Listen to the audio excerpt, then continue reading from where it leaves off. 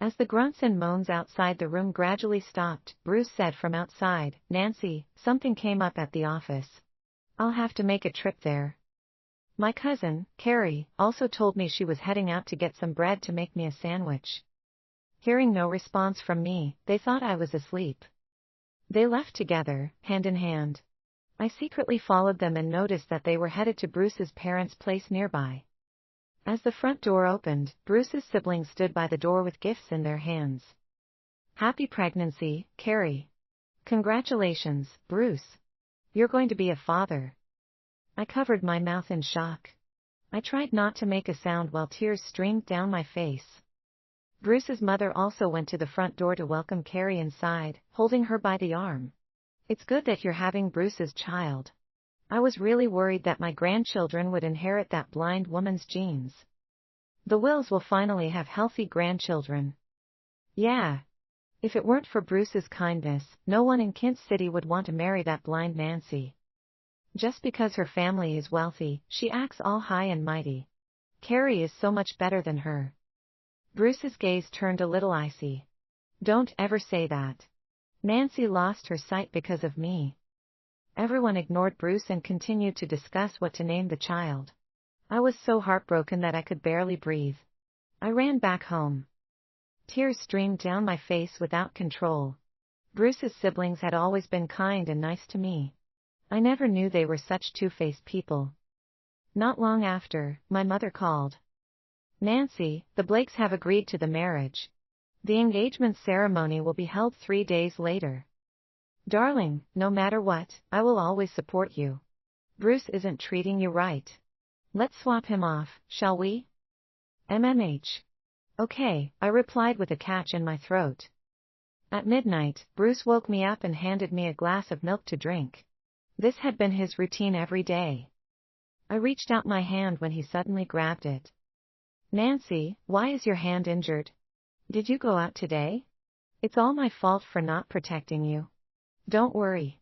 Once we get married, I'll always be by your side." When he saw my body trembling, he held me by the shoulder in reassurance. He placed the glass of milk in my mouth. "Good girl. Drink up and head back to bed." Bruce had told me more than once about how me drinking milk obediently would give him a sense of a happy home. Even if I never liked to, I would do it for him. This time, the moment he left, I spat the milk out. A while later, Kerry, who was at the door, asked, "Is she asleep?" Bruce wordlessly lifted her in his arms, causing the abashed Kerry to hit his chest. "What if she hasn't fallen asleep? Be patient. Don't worry. The drug is powerful. Even if she's not asleep, she'll think she's dreaming." I finally understood. His concerns and the so-called happy feelings he got from me drinking milk were just a cruel cover for such disgusting things. Kerry's breath started to get shorter. "The Blake's vegetable son is going to get engaged. They invited me to attend the engagement ceremony. How comical. Who on earth would think of marrying a vegetable?" Bruce picked up the pace. "You're being short-sighted. Being Mrs. Blake is worth millions. I wonder who got lucky. Are you going to take me along to the engagement ceremony? Dream on. The guests are wealthy and influential. You wouldn't fit in. I can only bring your cousin with me." Kerry turned away, stopping Bruce from kissing her. She said, "Don't you find it embarrassing to bring a blind woman there? This is a good chance for you to get connected to the wealthy. She'll only drag you down. Besides, I heard that the woman marrying into the Blakes is from Mapletown. I'm from Mapletown too.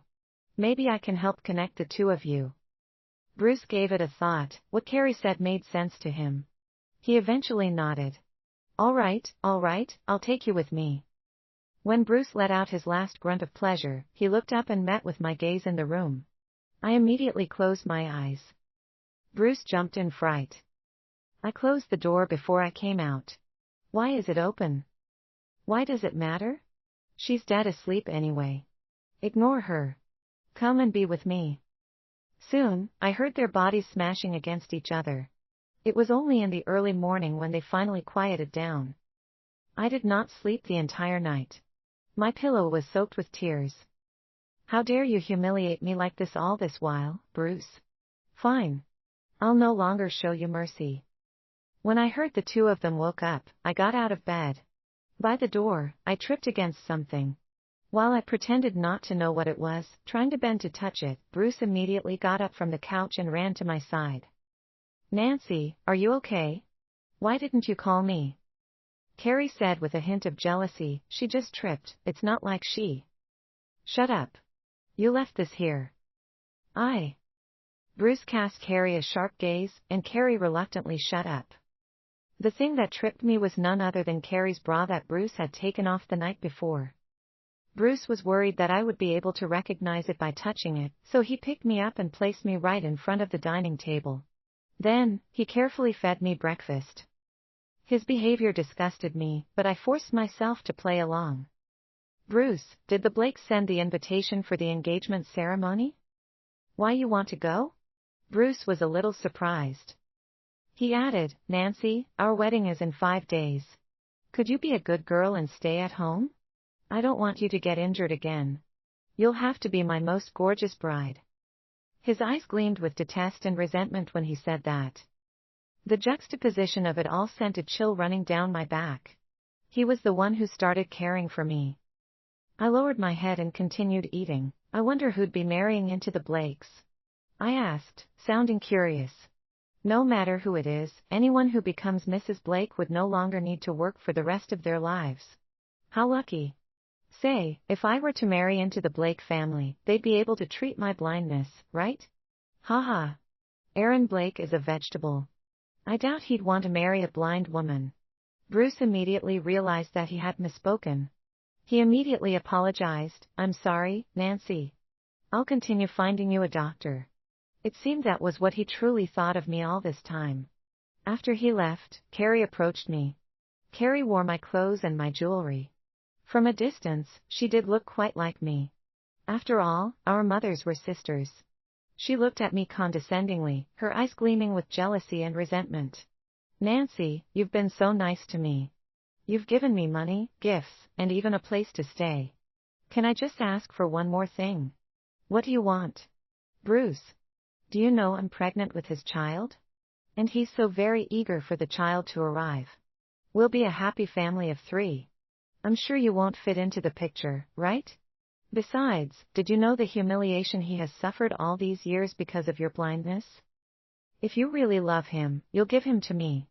Let him have the right to properly tell others that he has a healthy wife, instead of a blind wife who he has to keep at home. I threw a plate on the dining table at her. She angrily grabbed me by the chin. So, what if you're pretty? So what if your family is wealthier than mine? Bruce still chose me to attend events with him. If you're more obedient, Bruce and I will treat you better. After all, if it weren't for you rescuing me from Mapletown, I would have died a long time ago. I'll always remember this kindness. Then, Kerry turned and strutted off. All she could think of was how she would soon assume my position, without realizing a burning glare on her back. 3 days later, when my mother came over to hand me the gown, she noticed I had my eyesight back. She was overjoyed. We were just by the entrance of the engagement ceremony venue when she was called away. I entered on my own. I never expected that Bruce and Kerry were already there, holding hands like a couple. Kerry touched her abdomen from time to time. When people realized that she was pregnant, she smiled shyly. When I entered, someone hinted at Bruce. He turned around to see me with a frown. Bruce's friends surrounded us and sized me up patronizingly. I knew all of them. When I had my eyesight in the past, they would always come looking for me, persuading me to get my father to give them a business deal. When I got with Bruce, they started currying favors with Bruce. Nancy, I thought you always knew better than this. I told you not to come. Why are you here? Said Bruce impatiently. I looked at Kerry, who rolled her eyes at me. Why are you here? I snapped. Bruce and Kerry were mortified when they realized what happened. Bruce was first to come to his senses. Nancy, you have your eyesight back. That's amazing. You can finally be my gorgeous bride. Kerry's glare vanished, replaced by a pleasantly surprised look. Nancy, that's amazing. You're finally back to normal. I've been worried for you for the past few years. She wiped away her non-existent tears. She opened her arms, trying to hug me. I avoided her hug, and she fell to the floor. Ah! Bruce, help me. Bruce worriedly helped her up. He looked at me grimly. Nancy, apologize to Kerry. She's been caring for you all these years. Now that you've healed, how could you be so arrogant? I retorted, has she been taking care of me or taking care of you? They looked horrified at my response. Tears welled up in Kerry's eyes. Nancy, I know the blindness has made you paranoid, but Kerry tried to get up by tugging on my clothes. When I shrugged her off, she fell once more. She clutched her abdomen and cried. Bruce could no longer hide his concern. He grabbed my arm and started dragging me out. Nancy, we're at the Blakes' engagement ceremony. This is not a place for you two. Right at this moment, the lights suddenly went off. A single spotlight shone on an elegant man standing at the entrance. It was the eldest heir of the Blakes, Aaron Blake. Everyone was stunned. No one expected a comatose person would suddenly wake up. Aaron walked through the crowd and met with my eyes. He smiled. Come here, my darling fiancé. I shrugged Bruce off me, but he held on to me tightly. Nancy, if you're going to go on this way, don't blame my family for calling off the marriage. Kerry added, Nancy, Aaron has a fiancé. Even if you want to curry favor with him, this isn't the time. Bruce and Kerry looked at each other. They stood on each side of me and tried to pull me away. Who dares to lay a finger on my fiancé? Aaron bellowed.